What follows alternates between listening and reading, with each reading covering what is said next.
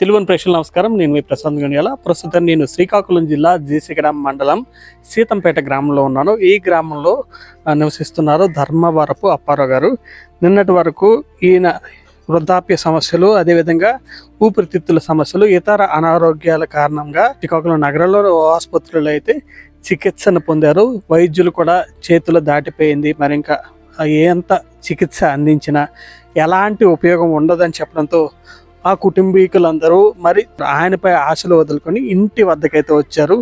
అంత్యక్రియలకు సన్నద్ధమవుతున్నారు. ఆక్సిజన్ తీస్తే 10-15 నిమిషాలు మాత్రమే బ్రతుకుతారని వైద్యులు చెప్పడంతో ఆక్సిజన్ మాస్కులు కూడా తొలగించి అంత్యక్రియలకు సన్నద్ధమవుతున్న సమయంలోనే అద్భుతం జరిగింది. నాలో చికిత్సను అందుకున్న అప్పారావు ఇంటి గాలి తగలగానే లేచి కూర్చున్నారు. ప్రస్తుతం అందరితో కూడా మాట్లాడుతున్న పరిస్థితి ఉంది. కొద్దిగా మాట్లాడలేకపోయినప్పటికీ లేచి కూర్చొని ఏదైతే వైద్యులు చెప్పారో దానికి పూర్తి భిన్నంగా ప్రవర్తిస్తున్న పరిస్థితి, పూర్తి చలాకీగా ఉన్న పరిస్థితి. ప్రస్తుతం ఆ ఇంటి వద్ద మనం ఉన్నాం. ప్రస్తుతం వారితో మాట్లాడి ప్రయత్నించేద్దాం. ఇది ప్రస్తుతం మనతో మృత్యుంజయుడు అప్పారావు గారు కూడా ఉన్నారు. చూడవచ్చు, నిన్నటి వరకు ఆసుపత్రులు చికిత్స అందుకున్నారు. వైద్యులు కూడా తేల్చి చెప్పేశారు ఆయన మరి బ్రతికే పరిస్థితి లేదు. ఆక్సిజన్ మాస్క్ తీస్తే 10-15 నిమిషాల కన్నా ఆయనకు ఆయువు లేదని చెప్పారు. కానీ ఇప్పటికీ 15-20 గంటలకు పైగా నడిచింది. ఆయన ఇంకా చక్కగా మాట్లాడి ఇంట్లో వాళ్ళందరితో కూడా ఇచ్చేస్తున్న పరిస్థితి ఉంది. ప్రస్తుతం వారి మనోడు ఉన్నారు. బ్రదర్, మీ పేరు? రమణ అండి. రమణ గారు, ఏంటి నిన్న ఏం జరిగింది? ఏం ట్రీట్మెంట్ ఇచ్చారు? డాక్టర్లు మీకు ఏమని చెప్పారు? తర్వాత ఏం జరిగింది? యాక్చువల్గా తాతయ్య గారికి ఇక్కడ మామూలుగా పారాలసిస్ లాగా వచ్చి మూత అది లాగేసిన తర్వాత ఇక్కడ నుంచి ఆటోలు తీసుకుని వెళ్ళారు హాస్పిటల్కి. మొన్న 3 days బ్యాక్ సండే తీసుకుని వెళ్ళారు.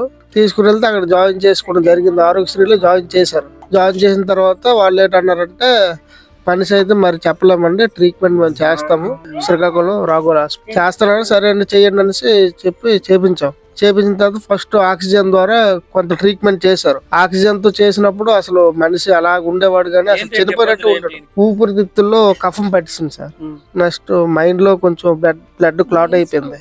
ఏమన్నారంటే, మైండ్ కి ఆపరేషన్ చేయాలంటే, ఒకవేళ ఆపరేషన్ చేసినా మనిషి బతకడి వయసులోనా అనేసి అన్నారు అనమాట. నెక్స్ట్ ఊపిరితిత్తులకి సంబంధించి అతను మాటకి ఊపిరితిత్తులు బాగా పాడైపోతున్నాయి, ఇలాగున్న అతను చనిపోతారు. లాస్ట్ ఆప్షన్ గా వెంటిలేటర్ పెడితే ఏమో చెప్పలేమండి, వెంటిలేటర్ తట్టుకోగలిగితే ఏమో చెప్పలేము, మరి పెట్టమంటారు పెట్టొద్దు అనేసి కౌన్సిలింగ్ ఇచ్చారు మాకు. సరే మరి లాస్ట్ ఆప్షన్ మరి ఎలాగా ఇలాగున్న చనిపోతారు కదా, లాస్ట్ ఆప్షన్ వెంటిలేటర్ పెట్టండి, ఏదైతే అవుతుంది నేను సైన్ చేసి వెంటిలేటర్ మీద ఎక్కించి వెంటిలేటర్ పెట్టారు. పెట్టిన తర్వాత మనిషి బాగానే ఉన్నారు కానీ మాకు ఇన్ఫర్మేషన్ ఏంటి ఇచ్చారు వీళ్ళు, మనిషి మరి అలా పెట్టాం కానీ మేము ఏంటి చెప్పలేమండి అని అంటున్నారు. లేదు, రికవర్ అవుతుందండి, కొంచెం రోజులు చూడాలి కదా అని మాకు చెప్పలే. వాళ్ళు ఏంటంటే మనిషి మీద ఎప్పుడు నెగిటివ్ గా మాట్లాడారు. పాజిటివ్ గా మరి మనకి ఎలాగ ఉంటది, ఆ స్టార్టింగ్ నుంచి చిన్నపత్రాన్ని మైండ్ సెట్ ఉంటది.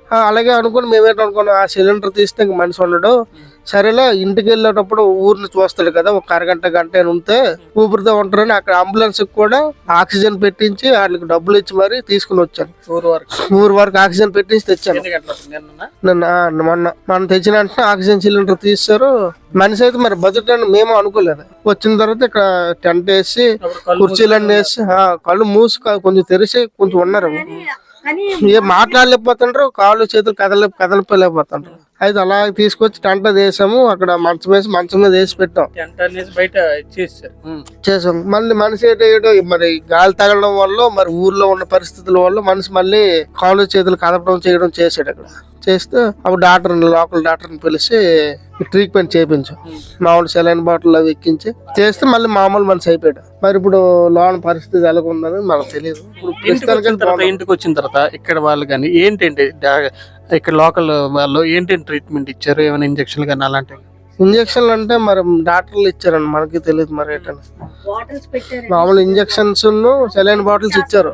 అంటే మనిషి కొంచెం ఎనర్జీ ఉండడానికి అనమాట. ఇప్పుడు డ్రాప్ అయిపోయారు, మొత్తం బలం లేదు, 4-5 రోజులు బట్టి తిండేట్లేదు.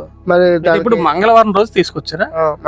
మంగళవారం ఎన్ని గంటలకు తీసుకొచ్చారు? మంగళవారం 1 గంట అవుతుంది, మధ్యాహ్నం 1 గంటకి తెచ్చినప్పటికీ ఎండాకాలం మీరు ఇక్కడ బయట వేసి పెట్టిస్తాం. మనమైతే మనిషి బతుకుతాడని అనుకోలే అసలు. ఇదొక మెరైకిల్ నాకు తెలిసి. మరి మన ఊర్లో వాళ్ళందరికి ఏంటి చెప్పారు? మీ తాతకి తీసుకొచ్చాము వచ్చండి మరి చనిపోతానని చెప్పాము అందరికి. మా చుట్టాలు బంధువులు అందరూ వస్తారు, ఊర్లో వాళ్ళు అందరూ వస్తారు. మరి చనిపోతాను అనుకోండి, మరి ట్రీట్మెంట్ చేస్తారు మళ్ళీ ఇలా ఉంది. మెయిన్ హాస్పిటల్లో ఏంటంటే మెయిన్ ఫస్ట్ పాజిటివ్ గా మాట్లాడడం రావాలి. వాళ్ళు నెగిటివ్ గా చెప్తే ఎలాగ ఉంటది, మనకనే కాదు రేపు పొద్దున ఎవరు వెళ్ళినా సరే అవుతుందండి చూడండి ఆవర పడకండి అని చెప్పాలి. కానీ మరి లేదండి మేమైతే చెప్పలేమండి మరి ఎందుకు హాస్పిటల్ ఇంకా చెప్పలేరు. కరెక్టే, వాళ్ళకి ట్రీట్మెంట్ కరెక్ట్ లేదండి. అక్కడ ఉన్న వాళ్ళు ఎవరు అందరూ పిల్ల డాక్టర్లు ఉన్నారు కానీ పలానా మంచి డాక్టర్లు ఒకరు లేరు. నేను దీనికి సంబంధించింది నేనమ్మా, మీ ఆయన పరిస్థితి ఎలా ఉందని చెప్పిన వాళ్ళు ఎవరు లేరు. వాళ్ళు ఎప్పుడో ఉదయం 10 అక్కడ అడిగారు ఎన్ని గంటలకు వస్తారు డ్యూటీకి అంటే ఎప్పుడు వస్తారో తెలియదండి అంటారు. ఎప్పుడు వస్తారో తెలియదట, ఎప్పుడు వెళ్తారో తెలియదట.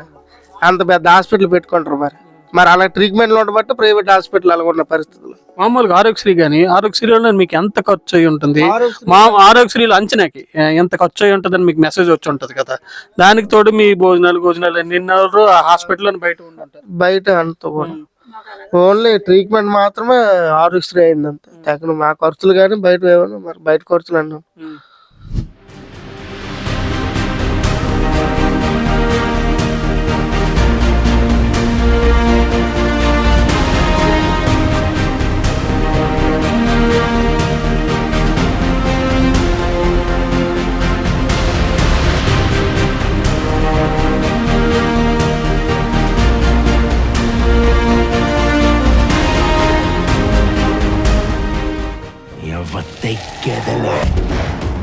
మీ పేరమ్మా?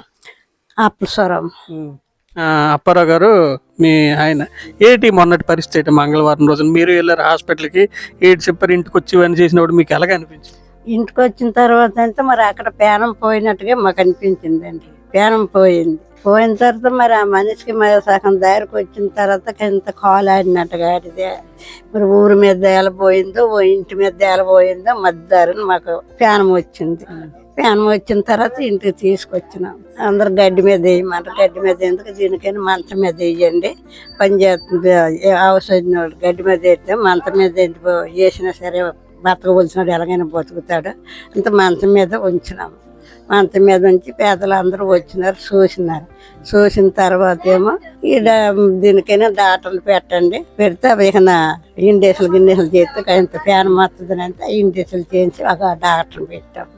మరి బాధ అనిపించింది ఆ టైంలో? అందరూ కూడా ఇంట్లో వాళ్ళందరూ బాధ అనేసి మేము మరి చచ్చిపోండి మేము అందరం ఆశొగ్గించుకొని మేము అందరం ఏడ్చుకొని ఉన్నాము. చుట్టం పొందుకి చెప్పేసినాము.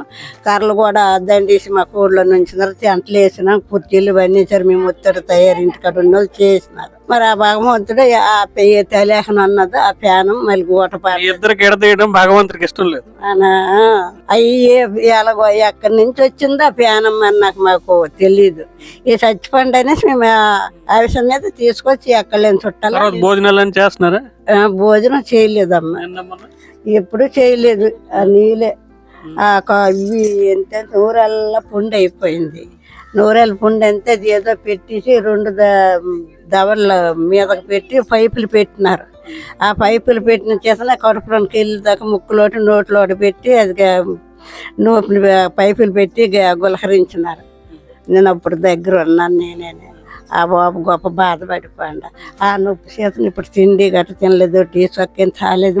మీ ఆయనతో ఉంది అప్పుడు ఎలాగప్పుడు రియాక్షన్ కానీ వాళ్ళు చూసుకోవడం అంటే మరి ఇండస్ట్రీలో చేసినప్పుడు మాకు మనిషి ఉండాలి కదా, అక్కడ ఒకటి ఉన్నిచ్చారు కాదు. ఆ ఇండస్ట్రీలు చేసినప్పుడు అసలుకి వెళ్ళిపోండి అని అన్నారు. మేము వెళ్ళిపోవచ్చాము. మరి ఆ ఇండస్ట్రీలు చేయడము చెందడం మరి వాళ్ళకే తెలిసింది, మరి మేము చూడలేదు. దగ్గర నుంచి తోలిస్తారు అనమాట. వెళ్ళిపోవచ్చాము. మరి ఆ తర్వాత వాళ్ళు చేశారు అంతేనే.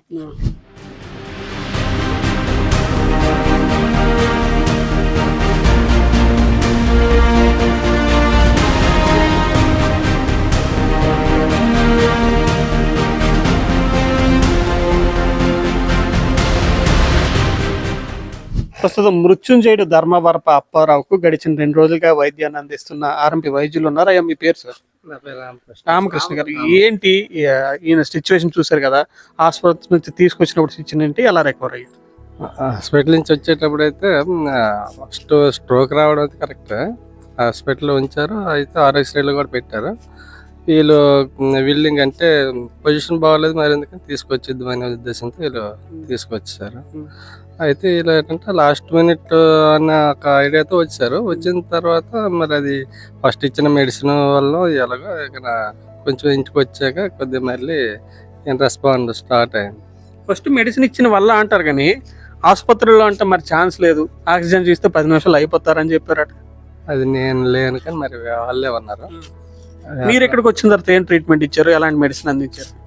జనరల్గా ఇప్పుడు ఎందుకంటే మేము 20 సంవత్సరాలు నేను ఫీల్డ్లో చేస్తున్న దీని ప్రకారం యాంటీబయాటిక్ ఇస్తూ తర్వాత దానికి సంబంధించిన ట్రీట్మెంట్ కంటిన్యూ చేస్తుంటే ఫ్లూయిడ్ ఎక్కించి చేస్తుంటే నెమ్మదిగా రికవర్ అవుతుంది.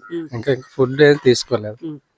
మరి ఇప్పుడు మీరు 3 రోజుల నుంచి అప్పారావు గారిని చూస్తున్నారు, ఇంకా రికవర్ అయిపోయినట్టు ప్రస్తుతానికి ఇంకా ఆయన 90% అయ్యే అవకాశం ఉంది.